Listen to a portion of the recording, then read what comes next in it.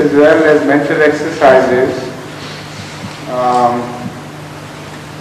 of which I personally do not approve, because they make the thinking mode rather artificial, and the common social pattern is different, and committing to memory is a different mode altogether once you learn through these books.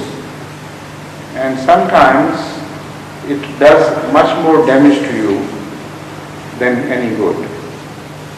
Just for trickstery, for show business, that is good. I once was told by a friend in government college that he had got a very good, very interesting book on how to improve memory, and he demonstrated it to me. That he said, look here, you take 50 names, anything, odd names. Not only shall I remember them forward, but I shall count them backwards as well, by just hearing once. So I tried it upon him, and he did it exactly as he had predicted. So he said, this is because of this book, and from now on you'll see how I improve things in my college and things. And as far as I remember, he failed in his examination. So the point was that during that period, that poor person has completely a broken personality. The system which he had learned right from the childhood of remembering things was at odds with the system he had learned through that book. His case was like poor Imtiaz, the great cricketer of Pakistan, who had a natural way of playing cricket, and he was a very forceful batsman, the most beautiful and powerful batsman that Pakistan has ever produced.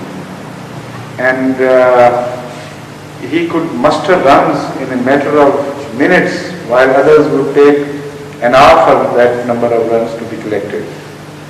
Unfortunately for him, he was sent for further training to England, and he was trained. He was told that you have hold the cross pad, which is not good.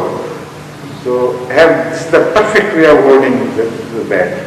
After that correction, it was very rarely that he could make runs.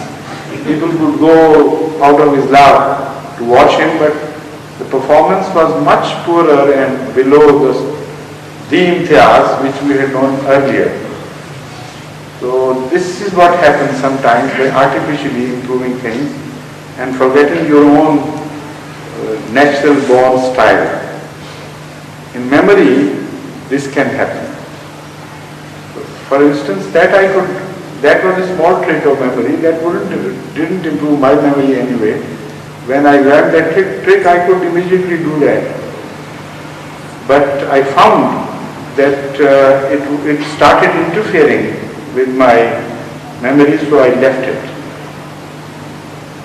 The most important thing in improving memory is by forgetting about it. The more conscious you are, the less you can keep the memory intact. It is the fear always which interferes with the memory. Otherwise, there is an automatic recording system, a most highly advanced computer, the like of which cannot be found anywhere. That computer has been made to work automatically. And that automatic capability of the computer is in a way fixed. Everyone is born with certain qualities, but if he is fair and normal and working without fear, he can use those capabilities to the maximum.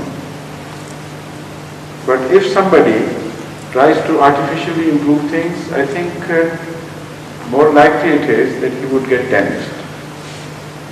Yet there are some minor indications which can be employed, and some Americans claim that they have employed to quite good advantage without interfering with the general system of memory.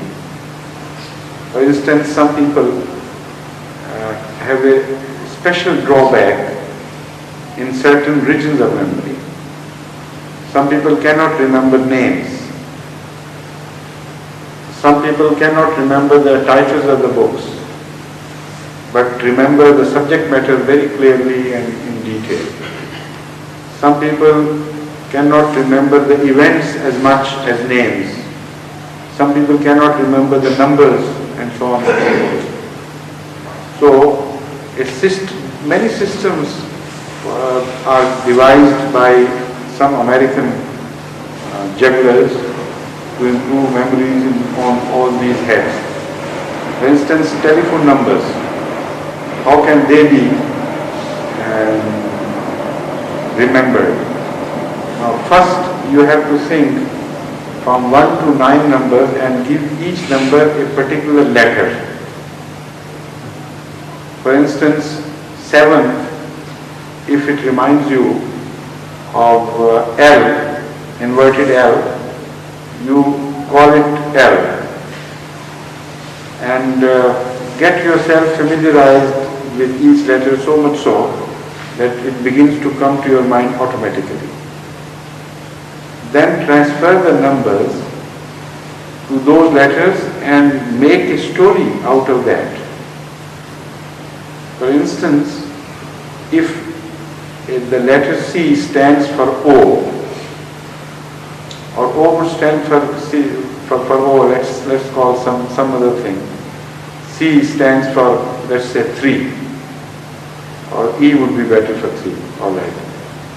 E for 3, and L for 7. So there is 3 7 in the telephone in this order. So you have 2 letters. One is E and the other is L. So they advise you to immediately think of a story in which the first letter begins with E and the second with L.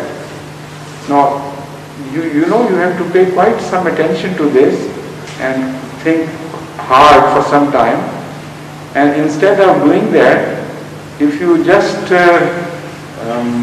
repeat the letters in your mind and arrange them, it is easier to remember that. And particularly after some time you will forget what the story was about E and L. And you will remember the letters, but you will not remember the story. You will not know in what order that those letters are to be put.